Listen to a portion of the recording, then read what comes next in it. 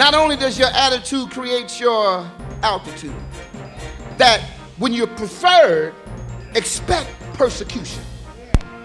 Why is that? Because there are some people that cannot handle the triumphs in your life.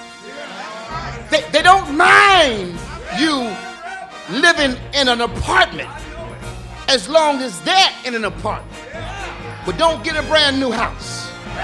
They don't mind you on the bus as long as they on the bus, but don't get a brand new car.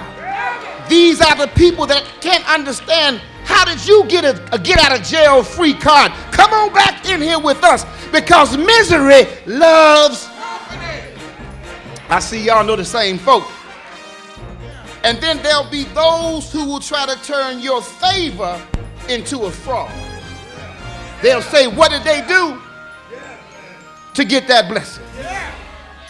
How much did they pay to get their blessing? But thank God for favor, because favor really ain't fair. Here is the question, and I'm in my seat. How do you handle life? How do you control your emotional self in the face of people that plot to bring you down? I got to pause here parenthetically, because Jesus shows us, demonstrates perfectly how to control your emotional self. I'm skipping across the field. I'm adding this in. The Lord just gave me this. But you do remember the night before he died. He was in that upper room with his disciples. One was a betrayer. The other one was deny him. But yet Jesus washed his enemies' feet. He never changed. He said in that text, I know that one of you is a betrayer.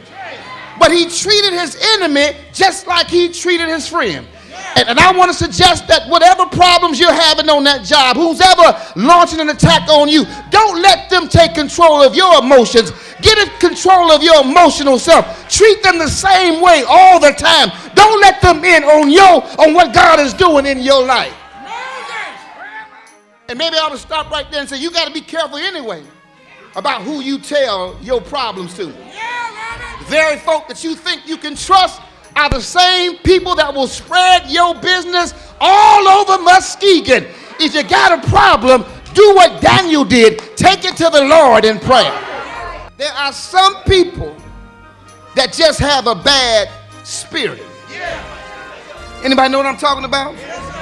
You meet them on the street and you say to them, good morning. They say, what's so good about it? They just got a bad spirit. These are the folk that go on a job and an employer can detect right away that there's something that's just not right. There's something twisted, something perverted about this person because their attitude is bad. And may I even suggest that sometimes they even find their way up in the church. I've seen it from the pulpit. I've seen it even during the preaching experience. A whole row can be on fire, but one person with a bad attitude. That's why you got to be careful who you sit next to. Because I want to be sitting next to somebody that needs a breakthrough just as bad as I do. I don't need to be sitting next to somebody all bougie and stuck up with a bad attitude. I need somebody to help me right through here and just wave your hands and say, when I need a breakthrough, I don't want to be sitting next to anybody with a bad attitude. Something about Daniel, God on the inside of him, that when he showed up, it came up on the outside. It was something about Daniel's relationship with God, that God had so shaped him that when he encountered people, they experienced the God in whom he served. And can I stop right here and say that there ought to be something about you when people meet you, that there's something that tells everybody, I am a child of God. I need about 15 folk don't mind standing up and say, can anybody tell that I'm a child?